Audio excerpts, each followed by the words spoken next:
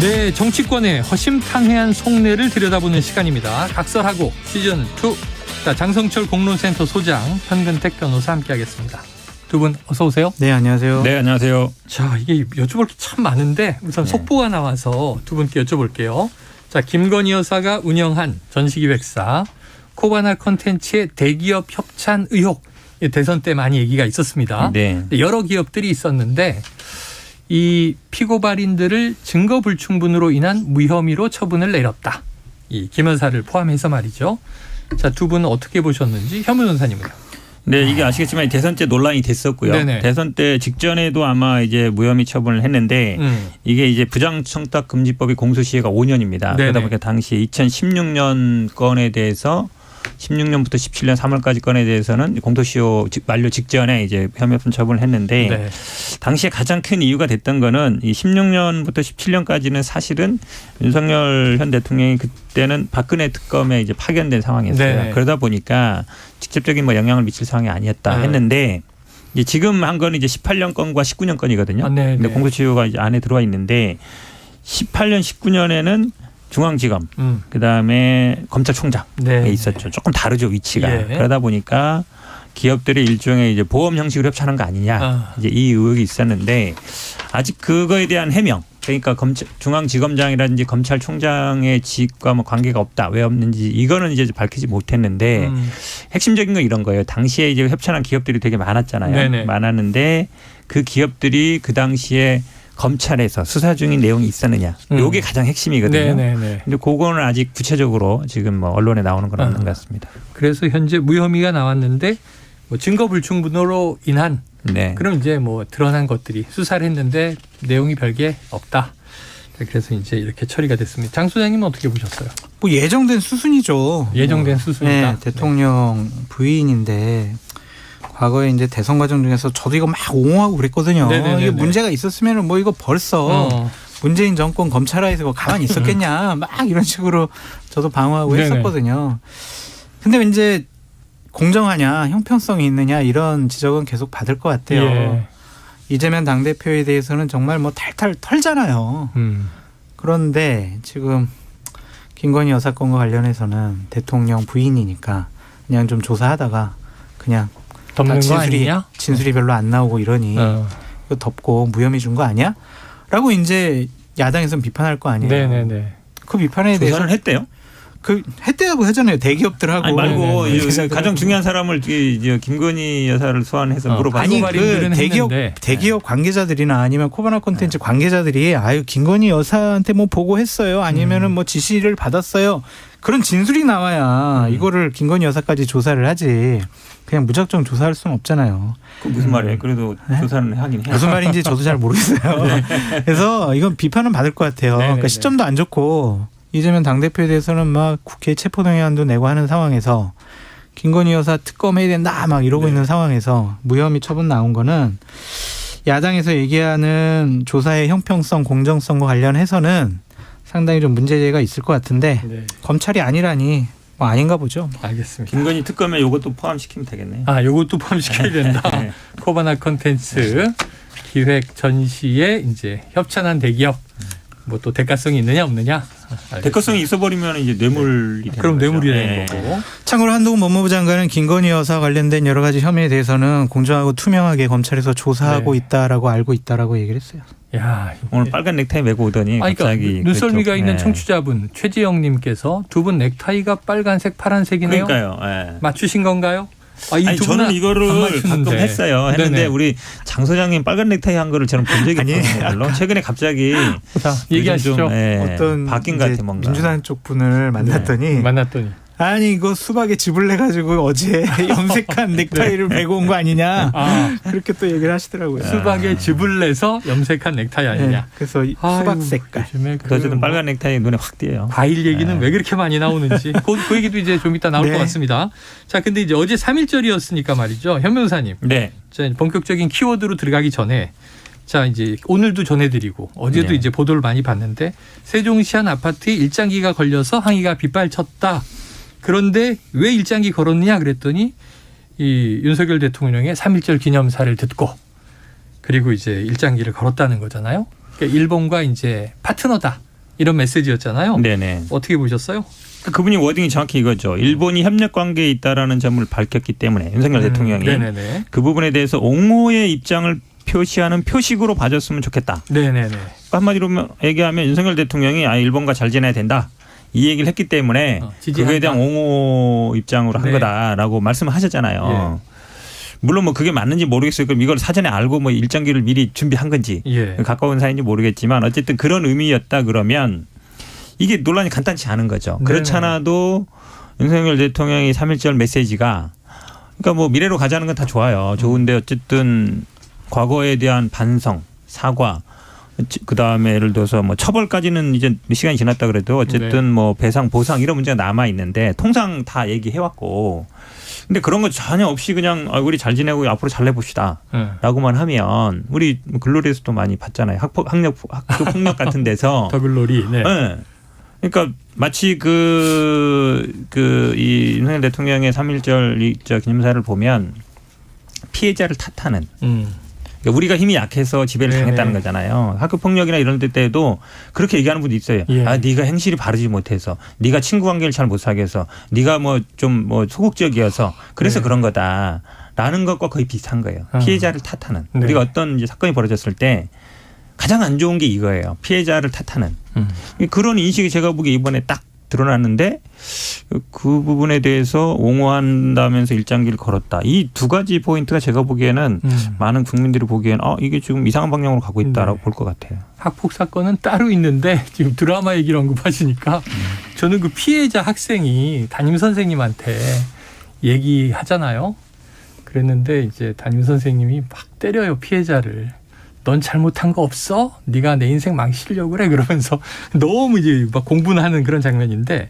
자, 근데 이 뉴스가 말이에요, 장 소장님. 되게 재밌는 대목이 이 방송 인터뷰도 그렇고 소동을 일으킨 주민은 자신을 일본인이다 이렇게 소개했는데 이게 또 뭐 보도를 보니까 입주민 카드에는 외국인이 아니고 내국인, 한국인으로 적혀 있다는 거죠.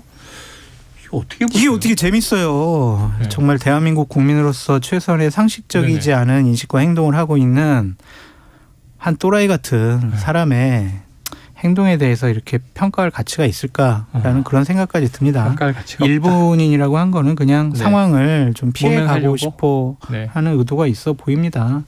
그러니까 이런 것들이 참 되게 안타까운 거예요. 현 변호사님 비판적으로 대통령의 3.1절 기념사를 얘기하셨지만 이러한 것들과 그냥 뭉뚱그려져 가지고 완전히 매도당하니까 참 안타까운 부분이 있습니다.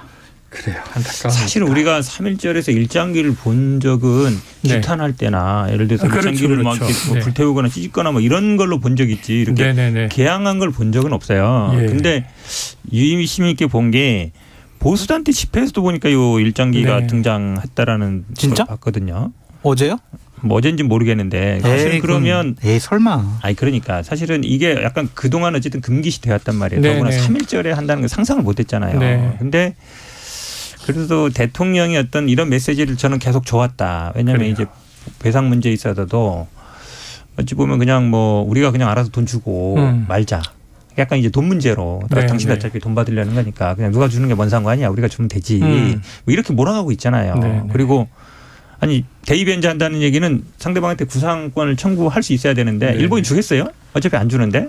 그럼 우리가 그냥 우리 내에서 해결하고 마는 거예요. 그럼 한마디로 이 몇십 년 동안 싸운 것이 단순히 그냥 돈 몇 푼 주고 마는 문제로 끝나버릴 것 같은 그런 불길한 생각이 들어서 이게 굉장히 큰 문제다 보고 있습니다. 알겠습니다. 조금 전에 우리 장 소장님 약간 돌 뭐 이런 표현이 등장해서 죄송합니다. 어쨌든 그런 부분 화가 나가지고 좀 엉뚱한 사례였다. 죄송합니다. 네, 좀 양해 멘트 드리도록 하겠습니다.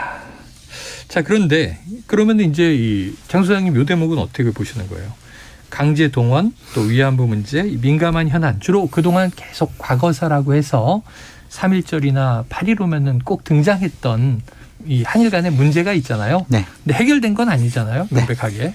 어떤 현 변호사님 말씀처럼 좀 다른 방식으로 해결하려고 우리 정부가 시도하고 있긴 하지만 피해 당사자나 국민 여론이나 거기에 대해서 조금 이제 이렇게 찬성하지 않고 이제 지켜보는 입장 혹은 또 반대하는 입장도 있는데 어떻게 평가하세요? 두 가지 부분에서 참 어제 기념사는 안타까웠다라고 말씀을 드려요. 그러니까 3.1 독립운동, 이 만세 운동 같은 경우에는 일제의 포괄적인 식민지 탄압에 항거하는 그렇죠. 우리 대한민국 국민들의 자발적인 자주 독립운동이었잖아요. 또 이제 비폭력 운동이었지 않습니까? 그런 날에 꼭 이 말씀을 하셨어야 될까라는 것. 그리고 항상 뭐 보수 정권이든 아니면 진보 정권이든 첫 번째로 우리가 얘기해야 되는 것이 강제징용, 위안부 피해자 할머니 분들에 대한 진솔한 사과, 네. 반성 이런 것들을 대통령께서 요구를 하셨거든요. 근데 이 부분이 이번엔 빠졌어요. 그러면 자칫 잘못하면 자, 한일 관계 언제까지 과거에 얽매일 거야. 우리 네. 미래로 가야지. 북한에 현존하는 위협이 있잖아. 한미일 동맹을 통해서 대한민국의 나라의 안전과 생명 지켜야 될 거 아니야. 과거에 얽매이지 말자. 좋아요. 이 말씀 누가 반대하겠냐고요. 네네.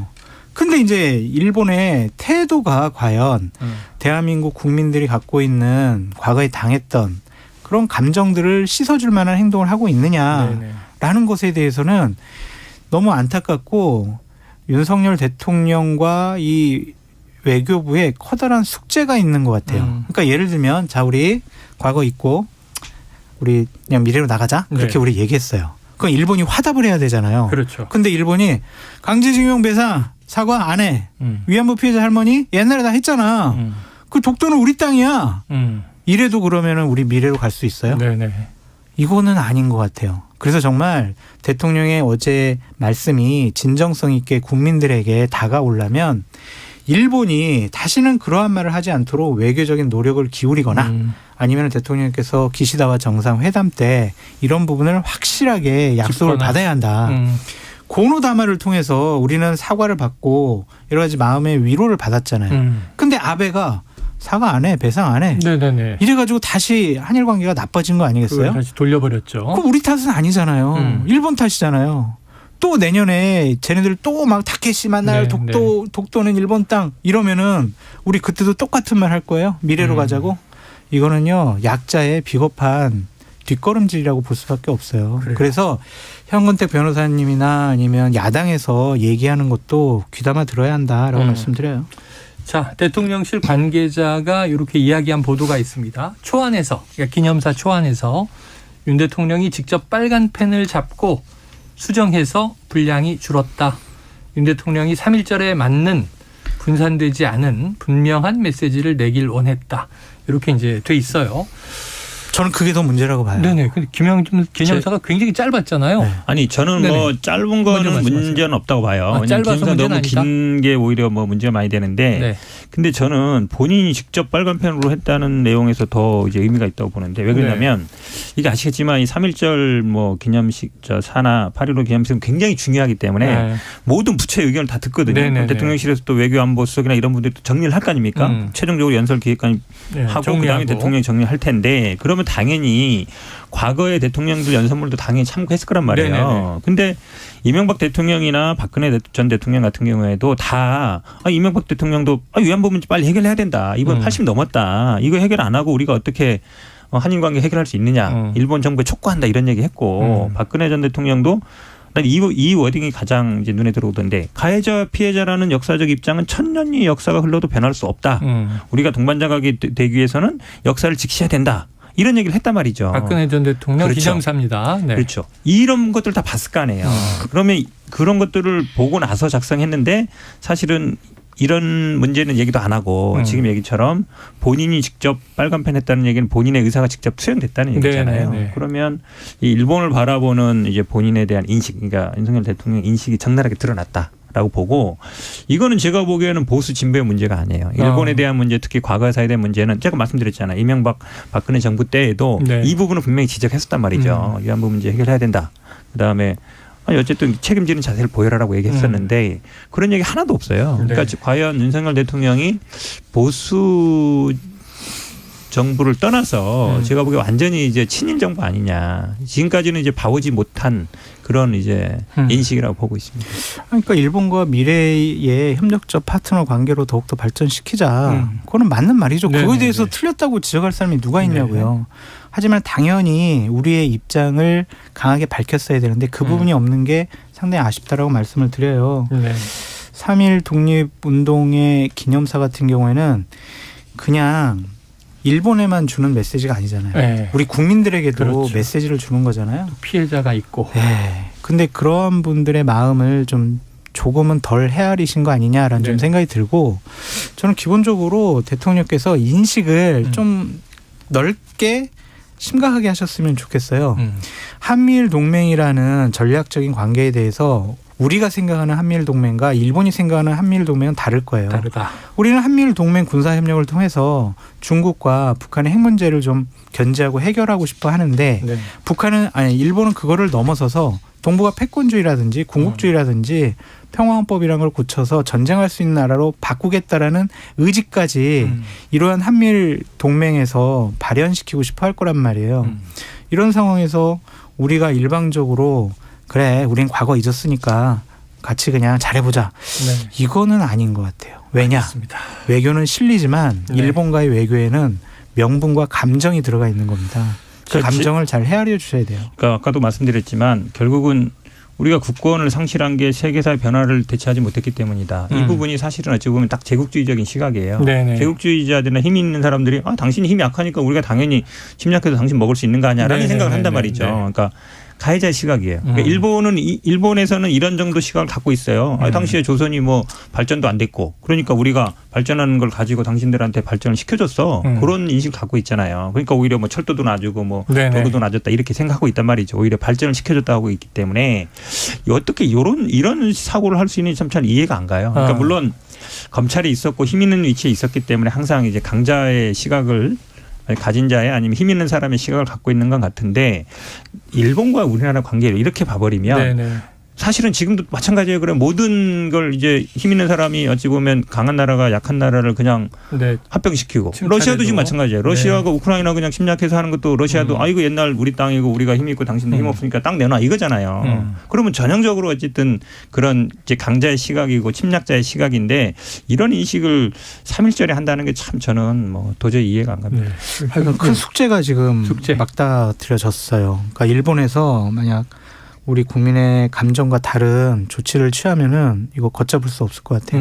그래서 정말 대통령께서 실질적으로 이 문제를 해결하고 일본이 전향적인 조치를 취할 수 있도록 외교적인 노력을 다해야 될 것이다. 지금 말씀하신 그 문제로 한번 좀 한정해 볼게요. 이게 확대하면 이제 역사인식 문제라든가 또 이제 이 근현대사를 바라보는 또 시각의 충돌 이런 걸로 가는데 자 우선 이게 외교 현안이고 일본이란 이웃 국가가 있으니까 지금 강제 피해, 이 강제 동원 피해자 또 위안부 문제 이게 언급조차 못했단 말이에요.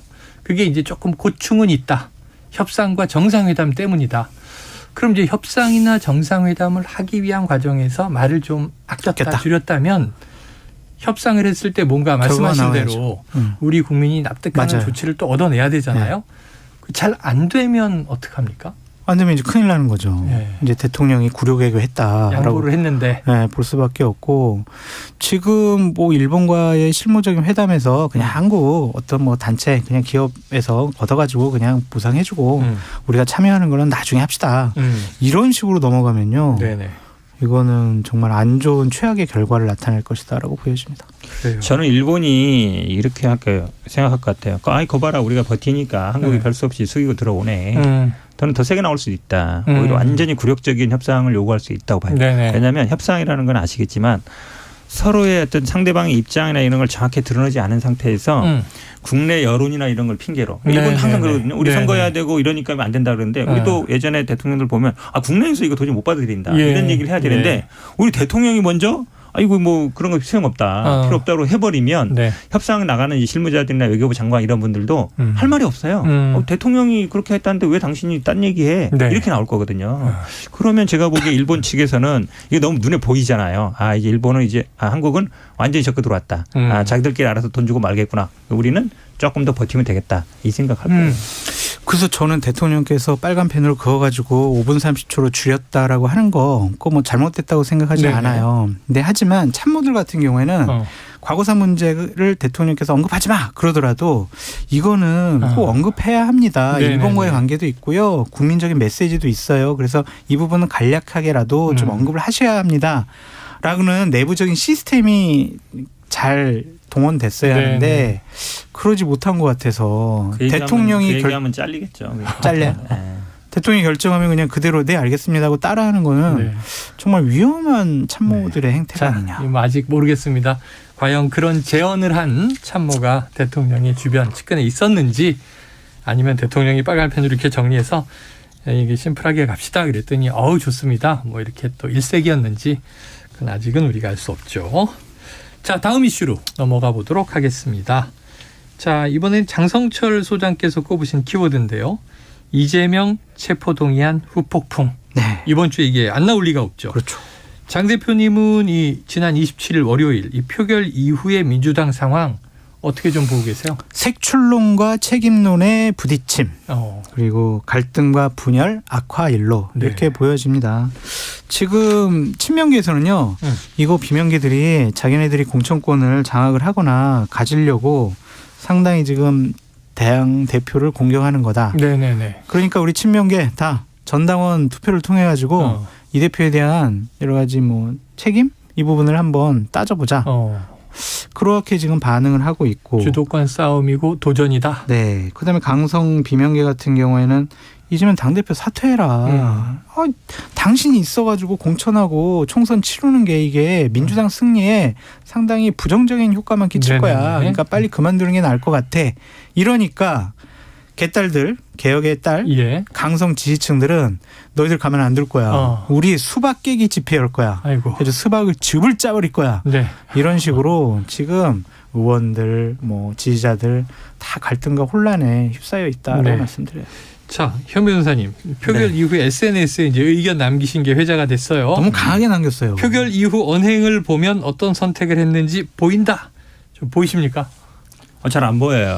제 예상과 보여요. 달라요. 네네. 예상은 어땠냐면 이렇게 되면 막 이제 그분들이 모이고 네네네. 또 막 대표한테 막 사퇴하라고 하고 그러니까 막 찬성표 방송- 던지고 뭐 기권 찬성이든 무효한 분들. 기타 무효했던 네. 분들이 어쨌든 그 이게 막 한두 명 한 게 아니니까 그렇죠, 30여 명, 그렇죠. 35명 맞습니다. 정도 했으면 뭐 31에서 37 사이, 네, 30반 그렇죠, 4, 5 그렇죠. 정도로 본다 그러면 뭔가 이제 행동이 나올 거 아니에요. 행동이라는 건 제가 보기에 사퇴해라 네, 라든지 아니면 뭐 비대로 가자든지 음. 아니면 뭐 어떻게 하다든지 그 발언이 나오든지 행동이 나와야 되는데 원래 이제 뭐 모임 하기로 했다는데 취소해버렸잖아요. 그리고 지금 이제 뭐 지지자들이나 당원이나 이런 분들이 막 의원실도 전화하고 막 의원들한테 문자도 보내면 한 명도 찬성했거나 기권표 던졌거나 무효했다는 분은 저는 지금까지 확인된 건 없는 것 같아요. 네. 다들 뭐 부결했다 아니면은 소극적이라 그러면 왜 그런 걸 물어보냐. 무기명 비밀투표인데 왜 물어보냐. 물어보는 것 자체가 좀 모욕적이다 이런 표현도 있는데 근데 이해가 안 가는 게 물론 이게 무기명 투표입니다만은 이제 당대표에 대한 체포 동의안이잖아요. 그렇죠. 당대표 역사상 없고 지금까지 없었단 말이죠.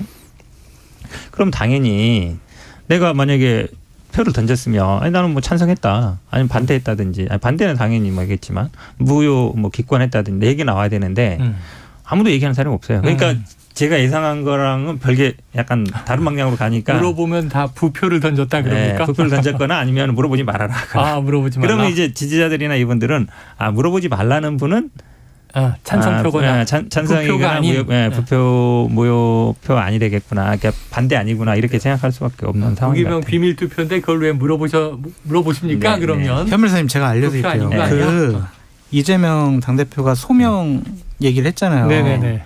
그걸 끝나고 나서 박수 한 치 민주당 의원들이 다 가표 던진 분들이거나 무효표 던진 그렇게까지 이간질 시키지 마세요. 예. 박수는 갑자기 뭐 딴 생각하다 못 칠 수도 있고 같이 뭐 어쨌든 할수 이게 있는 건데. 아니 당대표가 그런 말씀하시는데 딴 생각을 해요? 아니 순간이 칠 수도 있죠. 뭐든 다 박수 친 사람이 있어요. 또 이제 당대표 이재명 당대표는 강성 지지층에게 자 그런 거 하지 마십시오. 색출 같은 거 하지 마십시오 그랬는데. 근데 너무 화가 나 계신 것 같아요. 근데 현 변호사님이요. 이런 얘기를 썼단 말이에요. 최소 35표가 이탈할 것이다라고 지난 21일 이거 뭐 한 일주일 전이죠. 표결하기. 하태경 의원, 하태경 국민의힘 의원이 말을 했다. 실제 결과가 비슷하다. 어떻게 알았느냐. 우연히 맞춘 거냐. 이렇게 쓰신 건 이게 좀 뭔가 집단 행동이다라고 추정하시는 거 아니에요? 그러니까 우리 KBS에서 하태경 의원 좀 인터뷰를 해봤으면 좋겠어요. 그래서 한번 추진해 보시면 좋겠고. 왜냐면 저도 궁금해요. 어떻게 알았느냐? 아니 당내 분위기는 전혀 아니었거든요. 저도 방송 나가면 뭐 170표 이상이다 그러고 우리 장 소장님 오히려 뭐 190표다 막 그러고 네네. 당내에서는 35표나 이탈표 나온다는 거는 아무도 상상을 못했는데 하태경 의원님 이거 한 6일 전이니까 거의 일주일 전이잖아요. 나와서 네네네. 최소 35표다. 최소. 네. 거의 근접해 맞춘 거예요. 그러면 이거는 하태경 의원이 설마 개인들한테 다 연락해가지고 찬성할래 반대할래 169명한테 물어보진 않았을 거 아니에요. 그리고 또 제대로 대답했을지도 의문이고. 그러니까. 네. 그럼 어느 정도 이제 움직임이 있거나 그거를 어느 정도 얘기해 주는 사람이 있거나 이제 분위기를 알았으니까 그럴 거 아니에요. 네. 그러면 개개인이 해서는 나올 수 없는 거예요. 네. 어느 정도 뭐 이걸 저는 뭐 내통까지로 생각하지는 않지만 네네네. 어쨌든 그런 정보라든지 이게 이제 흘러갔을 가능성이 있다. 기류를 전해준 그렇죠. 누군가. 그리고 그런 걸 어디선가 좀 듣지 않았겠느냐. 그러면 당내에서는 몰랐지만 그런 어떤 움직임은 있었을 가능성이 높다. 왜냐하면 이게 우연히 치고는 너무 정확해요. 네. 너무 정확하다. 기분 탓입니다. 자, 가능성이 있습니까? 기분 탓이라고요. 아 그래요? 장 소장님은 기분 탓이다. 아니 하태경 의원이 그 다음날 나와가지고 네네네. 인터뷰를 했었어요. 아 그래요? 그냥 여기저기 얘기 듣고 그냥 얘기한 거다. 추정한 것이다. 그래요. 알겠습니다. 정보가 있는 건 아닌 것 같아요. 자, 지금 이 이재명 대표의 측근 김남국 의원이 자, 비명계 의원들이 이 대표 앞에서 마태복음을 읽으며 모욕을 했다. 공천 때문이다. 이렇게 주장을 했는데 먼저 장 소장님 여쭤볼게요. 네. 마태복음이 이제 성경책이잖아요. 네. 근데 이걸 이제 대표 앞에서 읽었다고 했는데 이게 왜 모욕이 됐 이유는 엄청 뭡니까? 모욕적일 것 같아요. 네네네. 왜냐하면 제가 1장 27장 1절 2절만 읽어드려 볼게요. 네네. 새벽에 모든 대제사장과 백성의 장로들이 예수를 죽이려고 함께 의논하고 결박하여 끌고 가서 총독 빌라도에게 넘겨주니라. 여기서 예수는 이재명 당대표고 총독 빌라도는 한동훈 법무부 장관이다. 아, 그래요? 결국에는 이제 네. 그냥 민주당에 있는 의원들이 네. 그냥 결박해가지고 그냥 한동훈 장관에게 그냥 체포동의안 가결한 형식으로 해서 넘겨준 거 아니냐. 엄청 모욕적인 거 아니에요? 결박해가지고. 비명계 의원이 이걸 읽었으면 우리는 가로주다다 이렇게 얘기하는 셈인 거 아니에요? 그렇죠. 이제 뭐 베드로도 나오고 유다도 나오고 요셉도 네. 나오고 이제 12제자가 해석하기에 뭐 따라서 참 여러 가지 함의를 담고 있는데 모욕적으로 들릴 수가 있죠. 자, 그런데 이제 공천 때문이다. 결국은 현 변호사님 그렇게 보십니까? 뭐 저는 그렇게 봅니다. 왜 그러냐면 지금 이제 총선이 1년 앞에 남았고요. 지금 국민의힘도 지금 전당대회 싸우는데 다들 말은 안 하지만 네. 핵심은 이제 공천권을 누가 행사할 거냐 이 싸움이잖아요. 대통령이 할지 아니면 당대표가 할지 아니면 이 싸움인데 이제 민주당도 이제 그 국면으로 접어든 거예요. 결국은 네. 이재명 대표 체제에서 공천이 이루어지느냐 아니면 이재명 대표가 없는 상태에서 하는 게 유리하냐 이제 그거 싸움 하는 거거든요. 결국은 예를 들어서 이 공천 싸움이라는 게 기본적으로 뭐 의원들은 4년마다 한 번씩 겪을 수밖에 없고 그다음에 또 뭐 거기 도전하는 사람들이 있기 때문에 민감한 상황일 수밖에 없는데 근데 저는 이런 생각이 들어요. 그러니까 의원총회 같은 거 할 때 그러니까 의원총회나 아니면은 언론에 나가서 공개적으로 이거는 뭐 부결해야 되나 가결해야 된다 했던 분들도 있어요. 네네. 우리가 아는 분들 맞아요. 언론에 나온 분들은 오히려 제가 보기에 그런 분들은 좀 솔직하다. 예. 아니면 의원총회를 할 때 안 됩니다. 이걸 당론으로 정하지 말고 뭐 자유투표합시다든지 그렇게 얘기했던 분들은 오히려 나아요. 예. 그렇지 않고 이거 다 했고. 부결입니다. 다 이거 뭐 당론은 안 정하지만 우리 다 박수 치고 다 부결이라고 다 얘기했단 말이죠. 그런데 정작 투표는 다르게 한 거잖아요. 네. 이런 분들은 제가 보기에 좀 의심해 봐야 된다는 거예요. 정치적으로 20% 가까이가 그러니까 이탈했어요. 그러니까 오히려 네. 언론에 나와서 방송에 얘기했던 분들 몇 분들은 오히려 본인의 소신이 있는 거예요. 그러니까 저분은 그렇죠. 뭐 이제 제가 한마디로 얘기하면 그러니까 겉다르고 속다른 건 아니에요. 네. 겉다르고 속다를 때 우리가 이제 수박이라는 용어를 쓰고 있는데 그분들은 네. 뭐 겉다르고 속다르지 않은데 제일 안 좋은 모습이 이런 거예요. 앞에서는 다 뭐 아이고 우리 다 당연히 부결시켜야 됩니다. 당연히 했는데 결과는 안 돼. 그러면 이제 물론 서로 의심을 하는 상황인데 대략적인 상황은 알아요. 왜냐하면 이게 집단지성이라는 게 단순히 그냥 누구를 찍는 게 아니라 그동안 이제 언행을 쭉 보는 거거든요. 해온 거를 보는 건데 그런 분들이 제가 보기에는 뭐 의심 받을 수밖에 없는 상황이에요. 자, 대체로 이제 이게 표현이 여러 가지로 될 수 있는데 기획됐다든가 뭐 교감을 가졌다든가 혹은 이제 이재명 대표 체제에 대해서 고민이 많은 의원들이 이 20% 가까운 규모로 있다든가 이심전심이라든가 이게 이제 해석의 여지가 있습니다만 그 다음으로 연결이 되는 게 앞으로가 문제잖아요. 네. 지금 이 검찰은 또 이 추가 소환, 하겠다고 추가 체포 동의안 제출 날리지 않겠습니까? 그렇게 됐을 때는 이게 어떻게 될까? 예를 들면 네. 언론 보도 나온 것을 보면 쌍방울 대북 송금 관련해서 곧 체포동의안을 국회에 제출할 것이다 라는 언론 보도가 나왔잖아요. 그렇게 되면 정말 이재명 당대표의 사법 리스크가 하나 더 생기는 거고 위험도가 더 높아지고 있다라고 볼 수밖에 없고요. 네. 의원들이 느끼는 불안감과 두려움은 더 커지겠죠. 그렇기 때문에 이번에는 저번에 나온 표로 계산을 해보면 이번에는 그냥 가결 표수가 과반수를 넘을 수 있을 것 같아요. 149개를. 네네네. 하면 그때 139개 가결에다가 기권표 9표, 무효표 11표잖아요. 거기서 반만 넘어가면. 불출석 2명이 있어서 네. 297명이니까 299명이 100% 출석한다 치면 150표가 넘으면 가결인 거죠. 그렇죠. 네. 그러니까 근데 출석 못 하잖아요, 그 사람들. 네. 왜냐하면 뭐 지금 감옥에 가 계신 분도 있고 그렇죠. 또 의석이 맞습니다. 하나 없고 다 나왔다는 거예요. 그러니까 이런 걸 보면 위험하니까 아마 제가 봤을 때는 민주당 지도부가 이번에는 우리는 투표에 불참하자. 네. 그러면 투표 자체가 성립이 안 되거든요. 왜냐하면 체포동의안 처리하려면 국회 제적 과반수 출석이에요. 맞습니다. 네. 그러면 민주당 의원들이 싹 빠져버리면 150명 이상이 있어야 되는데 안 되잖아요. 네네. 그 숫자가. 그래서 제일 현실적으로 이재명 당대표를 보호할 수 있는 방법은 투표 불참. 지금 그렇게까지 할까요? 근데 이게 저도 뭐 이쪽 저도 배지를 안 달아봤으니까 네네네. 이제 의원 하던 물어보니까 이제 약간 여긴 논란이 있어요. 왜냐하면 이제 만약에 그렇게 과반수가 출석을 안 한 경우 투표 자체가 성립이 안 된 거거든요. 네네네. 성립이 안 된 거면은 다시 투표를 해야 된다라는 견해도 있어요. 왜냐하면 투표를 해서 부결을 시켜야 되기 네네. 때문에 그래서 오히려 현실적으로는 불참보다는 부결을 당론으로 정하고 그렇게 가는 방향이 오히려 더 낫다. 왜냐하면 논란이 될 수 있습니다. 그러니까 네. 투표 성립이 안 되면 표결이 이루어지지 않은 거잖아요. 그러면 공식적으로 부결이 된 게 아니에요. 그럼 이제 다시 투표를 하자고 했을 때 약간 곤란해질 수 있어요. 그렇기 때문에 반복될 수 있기 때문에 제가 보기에는 오히려 그냥 당론으로 부결 정해서 가는 방향이 그때마다 참여 안 해서 계속 투표 네. 자체를 성립 안 시키면 될 것 같고 아니면 다른 방법이 있겠죠. 이화영 평화부지사가 지금 대북 송금과 관련해서는 이재명 당대표의 연관성을 철저하게 차단하고 있기 때문에 검찰에서 그걸 체포동의안 네. 내더라도 이렇게 썩 국민들이 의원들이 보기에 이거 별거 아닌 것 같아라고 하면 그다음에 뭐 판사한테 가서 영장 실질 심사 받아도 기각당할 가능성이 높다. 그러면 네. 과감하게 그냥 이재명 대표께서 나 영장 실질 심사 받을 테니까 가결 투표하세요. 이렇게 의원들의 부담감을 좀 덜어주는 것도 어떨까? 자, 제가 보기에는 옳다는 게 아니라 쌍방울 그거는 이제 제가 담당하고 있으니까 아는데 이게 수사가 지금 막 이상하게 가고 있어요. 이상해요? 네, 왜냐하면 보통은 피의자 조사 쭉 하고 네네. 그다음에 참고인들 뭐 대질 조사하고 마지막에 가서 한 번에 딱 해서 조판 끝나는데 지금 처음부터 4명 대질하다가 어제 안 되니까 2명 하다가 또 이것도 안 되겠네. 그러니까 이제 한 명씩 조사해 봐야 되나 이러고 있거든요. 그러니까 지난번에 안부수 조사할 때도 보니까 막 처음 들어 나온 얘기 되게 많아요. 네. 자기도 처음 한다는 얘기고 그럼 막 이게 왜 그 얘기 안 했습니까? 이러니까 왜 그런 거 저한테 물어본 적 한 번도 없잖아요. 막 이래요. 그래서 네. 뭐야 이거 그럼 조사도 제대로 안 되고 막 대질하는 거야? 이런 생각이 들던데 그러니까 좀 조급한 것 같긴 한데 수사가 제가 보기에는 이렇게 금방 진행이 안 될 것 같아요. 네네.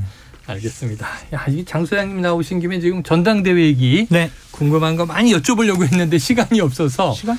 예, 굵직한 57분까지 한다면서요. 네, 그렇습니다. 네. 굵직한 다음 이슈로 넘어가 보고 시간이 남으면 여쭤볼게요. 네. 자, 뭐냐면 이게 마지막 키워드는 이거예요. 자, 역술인 천공치기 재계를 우회해서 바이든 미국 대통령 방한에도 개입하려 했다. 이 내용을 들으면 뭐 어마어마한데 이런 보도가 나왔어요. 그러니까 이제 천공치기에서 정책이든 사업이든 뭔가 대통령실에 제안하려고 했다는 정황. 현 변호사님 어떻게 보셨습니까? 좀 일리가 있게 보십니까? 이게 어쨌든 보도가 나왔잖아요. 네네. 그 신경희 원장님이 어찌 보면 이제 최측근이고 우리 신 원장 이렇게 얘기하잖아요. 그분이 예전에 이제 법무팀장이었던 분한테 보낸 메시지가 나온 거잖아요. 네네. 내용은 이런 거죠. 그러니까 허창수 정경련 회장도 한번 강의 들어봐라. 그러고 어쨌든 딱 나오잖아요. 5월 20일에 한국에 오시니 그 전에 만나서 보고서 만들어서 대통령실에 올려라. 요 문구가 제일 중요한 거잖아요. 대통령실에 올려봐라. 그러면 이제 이런 생각 드는 거죠. 천공의 법무팀장이란 분이 정경련 회장을 만나서 보고서를 만들고 그걸 대통령실에 올린다. 근데 그 내용을 들어보니까 뭐 난민 사업이라 막 네. 근데 그 전후로 또 천공은 막 그 강의를 막 해요. 뭐 난민 문제라든지 뭐 이런 거. 그래요? 미국하고 뭐 멕시코 사이에 뭐 난민 수용할 수 있는 데를 만들고 캠프를 공장을 만들어서 만들고 막 이러면은 뭐 예산이 미국도 좋아하고 어마어마해요. 뭐 진짜 뭐가 있나? 300조 얘기 300조. 든다. 그거는 뭐 허황된 걸 수 있지만 네네. 핵심이 이런 거죠. 그러니까 어쨌든 바이든 정경련 우리 정경련이라는 게 국정농단의 핵심 역할을 했잖아요. 그런데 만나서 미팅을 하고 그다음에 보고서를 만들어서 대통령에 올린다. 이거는 사실은 최순실 국정농단하고 딱 생각나는 거잖아요. 네. 기업 정경련을 만나고 그다음에 뭔가를 뭐 얘기를 하고 근데 이게 단순히 지금은 그 난민 문제로만 있지만 과연 그것만이겠느냐 이런 생각도 드는 거예요. 그러니까 예를 들어서 그때도 그거 아니에요. 대기업들은 뭔가 현안이 있고 뭔가 해결해야 될 승계 문제라든지 뭐 면세점 문제라든지 있고 그다음에 이쪽에서 뭐 해줄 수 있는 게 있고 그럼 그러다 보면서 이제 그 사단이 난 거잖아요. 근데 이 천공의 이 신원장과 이 법무팀장이라는 분이 나눈 대화가 딱 제가 보기에는 그 국정농단의 느낌이 그렇다. 네, 느낌이 딱 들어요. 자, 그런데 장 소장님, 뭐 워낙 이제 내부 권력의 이제 측근부를 잘 하시니까 몰라요. 이 정책 제안은 누구든 할 수 있는 거잖아요. 이게 제가 국민이에요. 근데 정부에 이런 정책 좀 해보면 좋겠소 하면 온라인으로 얼마든지 제안을 할 수 있는데 자, 과연 대통령실의 이 정책 또는 사업 제안이 아무나 해서 전달이 됩니까? 안 되죠. 이게 또 천공이 엮여져 있으니까 상당히 논란이 되는 거고 네네네. 거기에 또 정경련 회장한테까지도 뭐 얘기할 수 있다. 대통령실에까지 뭐 올릴 수 있다. 이러니까 뭔가 천공하고 대통령실하고 끈끈한 어떠한 뭐 연결고리가 있는 거 아니야? 이런 의심을 받는 거잖아요. 안 그래도 지금 한남동 이제 육군참모총장 관저 갔니 안 갔니 이런 와중에 더 큰 얘기가 튀어나온 거예요. 참고로 이제 이러한 증언들이 계속 나오는 게 천공의 법무팀장이 이제 그만두고 나와가지고 상당히 천공과 뭐 대통령과 관련된 여러 가지 증거 자료도 있다, 녹취록도 있다, 녹취도 있다, 그리고 다양한 뭐 내가 진술하거나 증언할 것이 많다라고 언론사에다가 이렇게 슬슬 막 흘리는 것 같아요. 그 중에 이제 하나가 나온 것 같은데 이런 것들이 계속 뭔가 있는 거 아니야? 이러한 이미지를 주는 것만으로도 상당히 대통령과 대통령실에 부담이 될 수밖에 없으니까요. 저는 천공과 관련해서는 대통령실이 좀 끊었으면 좋겠어요. 그래서 자꾸 뭐 대통령을 팔아서 호가호위해서 예를 들면 지금 천공이 하는 게 정법 강의잖아요. 그게 원래는 뭐 한 번 강연 듣는데 7만 원인데 지금은 한 번 강연 듣는데 70만 원을 내야 한다. 이런 얘기도 있고 뭐 경남 함안에 천공타운을 지금 다 만들려고 지금 땅을 다 사놨다. 그래서 저 허경영 씨가 하는 하늘공 그걸 능가하는 천공타운을 만들겠다. 이런 얘기도 돌아다녀요. 그러니까 떠도는 얘기들이죠. 근데 땅은 진짜 산 것 같아요. 아, 그래요? 그러니까 이런 것들이 대통령과 어떠한 연관이 있으니까 막 사람들이 70만 원 되고 강연도 듣고 막 그러지 않으려고 했겠어요. 그러니까 이런 것들 대통령실에서 오히려 천공 문제 관련해서는 좀 먼저 고발 같은 거 하시면 어떨까 싶어요. 그래서 자꾸 우리 팔지 말아라든지 이런 논란 불러일으키는데 확실하게 좀 매듭을 지었으면 좋겠다. 대통령실 입장은 이렇게 나와 있습니다. 이게 출처불명 천공 타령이다. 자, 이 문제는 이제 대통령실 입장대로 그럼 이제 수사를 지켜봐야 하는 것 아닌가? 현 변호사님, 뭐 좀 다른 뾰족한 방안이 있습니까? 아니 지금 장 소장 얘기가 딱 맞죠. 예전에 건진 얘기 나왔을 때 아마 좀 그랬던 것 같아요. 선을 그었던 것 같아요. 어느 정도. 관계 없다든지 아니면 뭐 수사 의뢰한다든지. 대선 과정에 캠프에 있다. 이런 그 얘기였죠. 이후에도 그렇고 아마 뭐 여기 대기업 뭐 만나고 났을 때 제 기억에는 그거를 뭐 수사 의뢰한다든지 뭐 이랬던 것 같거든요. 그러면 지금 말씀처럼 이런 의혹이 보도가 나오는 거는 이 사실은 뭐 정경련 회장을 아무나 만나고 대통령실에 그 보고서를 아무나 올리는 게 아니잖아요. 그러면 당연히 선을 긋고 문제 있다. 그때도 아마 제 기억에는 대기업들한테 주의를 했던 것 같아요. 만나지 말아라든지 하고 문제가 수사 의뢰하겠다든지. 그런 보도가 있었죠. 그렇죠. 그런 식으로 가는 게 맞는 거예요. 왜냐하면 이걸 문제 제기하는 뭐 언론이라든지 아니면 민주당을 탓하기 시작하면 천공은 더 자신감을 가져요. 아 드디어 대통령이 나를 건들지 절대로 않는구나. 기자라든지 아니면 사업을 하는 사람들이라든지 공천을 받으려는 사람들은 너무 잘 알죠. 네네. 아 대통령실이 천공은 안 건드는구나. 그럼 천공은 무조건 힘이 있구나. 거기에 가면 뭐 사업권이 있겠구나. 공천도 되겠구나. 뭔가 해결하려면 되겠구나. 그러니까 막 사람이 모이는 네. 거잖아요. 그럼 당연히 선을 긋고 수사 의뢰하겠다. 이렇게 그럼요. 나가는 게 제가 보기에는 정도입니다. 또 정도다? 정법 얘기하려고 그래요. 정도. 예. 정법 헷갈리시면 안 됩니다. 자, 지금 며칠 전에 경찰이 말이죠. 육군참모총장 공관에 CCTV 하드디스크를 확보 중이다. 이런 기사가 났습니다. 그 협조적이지 않았던 대통령 경호처가 최근에 협조 의사를 밝힌 것으로 확인이 됐는데 그럼 그동안은 또 왜 안 주다가 이제 와서 주겠다고 하는 건가? 그리고 또 이 공관뿐 아니잖아요. 서울 사무소에도 들렀었다. 이런 얘기도 있는데 이 인근 도로 등 주변 지역의 CCTV도 모두 확인할 예정이다. 근데 지금 시간이 많이 흘러서 왜 갑자기 또 전환이 되지? 이런 것도 있어요. 자, 그런데 천공을 조사하는 게 가장 명확한 거 아니냐? 우선 아니냐? 그러니까요. 장 소장님. 근데 왜 안 하는 거예요? 글쎄 말이에요. 왜 안 할까요? 네. 빨리 했으면 좋겠어요. 빨리 했으면 좋겠다. 이거 관련해서도 천공에게는 어떠한 뭐 연락도 안 갔다 하더라고요. 조사도 진행이 되지 네네. 않고. 하드 디스크를 보면은 출입했는지 안 했는지 어쨌든 알 수 있을 거니까 네네. 만약에 올해 연말에 하드 디스크 자체를 바꿨으면 우리가 더 알 수는 없겠지만 네. 이런 것들은 뭐 지금까지 대통령실이나 경호처에서 얘기했던 것처럼 아니야 천공 육군참모총장 관사에 오지 않았어. 라고 자신 있어 하는 것 같아요. 네. 그러니까 이런 자신 있으려면 하여튼 다 그냥 국민들이 납득할 정도로 CCTV도 다 공개하고 이런 하드 디스크도 공개해가지고 그냥 한 점 티끌에 의혹도 없이 그냥 깔끔하게 정리했으면 좋겠어요.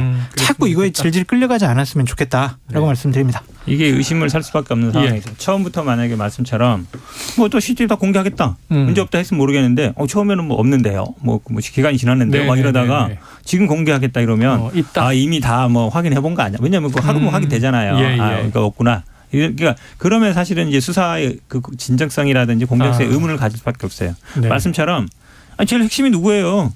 천공. 불러가지고 갔어요? 안 갔어요? 네네네. 1분만 물어보면 돼요. 당신 그때 갔어요? 안 갔어요? 네. 그것만 물어보면 되잖아요. 근데 왜 그걸 못해? 왜 못 불러요? 지금 야당 대표도 지금 뭐 3번씩 부르고 이러는 판에 아니 그 얼마나 센 사람이길래 제가 보기에는 그냥 소환해서 물어보면 되잖아요. 갔어요? 안 갔어요? 한 언론 보도에 의하면은 청구의 비서실장이 아이 그 우리 저기 갔다 안 갔다 말씀드릴 수가 없어요. 네네네. 그렇게 이제 끊어버렸잖아요. 그러니까 빨리 뭐 데려다가 매체는 안 간 것으로 보도를 했더니 또 당사자 측에서는 갔다 안 갔다 언급을 못하겠다는 식으로 얘기를 그러니까 했다고 하니. 어쨌든 안 갔다라는 거는 아니라는 거니까. 네네네. 안 갔다라는 건 아니라는 거잖아요. 그것도 모호합니다. 뭐가 뭔지 모르겠어요. 네, 대통령실의 해명이 맞겠죠. 천공 쪽에 연락은 했는데 천공 측에서는 이제 조사 거부다. 그래서 조사가 이루어지지 않고 있다 그랬어요. 그럼 조사 거부하면 아니 그러면 체포영장 발부해서 불러가야죠. 부인을 해야 된다. 야당 대표도 구속영장 청구하는 번에 천공이 뭐라고 불러서 안 오면 그냥 아이고 알겠습니다 하고 끝내요. 야, 이거 한 30초 장 소장님한테 여쭤볼게요. 대선 과정에서부터 윤 대통령에게 많은 영향을 끼친 것으로 지금 전해져 있는 김한길 국민통합위원장이 말이죠. 비서실을 통해서 비서실장을 통해서 간접적으로 김기현 후보 지지 의사를 비쳤다. 이런 보도가 나와서 이건 어떤 의미가 있는 거예요? 임재훈 당협위원장이 그런 얘기를 했다라고 네네네. 했죠. 쐐기를 박는 거죠. 쐐기를 박는 대통령의 뜻은 김기현이야. 당원 여러분 딴 생각하지 마세요. 국회의원 당협위원장 여러분 제 말이 무슨 말인지 알죠? 쐐기를 박는 거다. 그렇게 말씀드려요. 일주일 정도 남았는데. 일주일이요? 내일 모레부터 투표 아닌가요? 투표는 주말부터 들어갑니다. 네. 5월 8일이 네. 전당대회가. 그러니까 이제 대세는 지장 없습니까? 여론조사 보면은 뭐 김기현 후보가 되는 것은 그냥 흐름 같다. 근데 하지만 우리 네네. 5월 8일이라고 제가 얘기했네요. 3월 8일. 우리 이재명 당대표 체포 동의안 봐도 이게 투표는 몰라요. 그래서 알 수 없다. 하지만 대세는 뭐 김기현 후보인 거 맞는 것 같다. 결선은 있다 없다. 저는 안 갈 것 같아요. 알겠습니다. 저는 김한길 위원장이 얘기한 게 좀 의심장한 게 그냥 가면은 결선 만약에 갈 거 있으면 굳이 얘기했을까 이런 생각이 들어요. 자, 각설하고 시즌2 장성철 소장, 형은택 변호사 함께했습니다. 고맙습니다. 감사합니다. 자, 최영일의 시사본부 오늘 준비한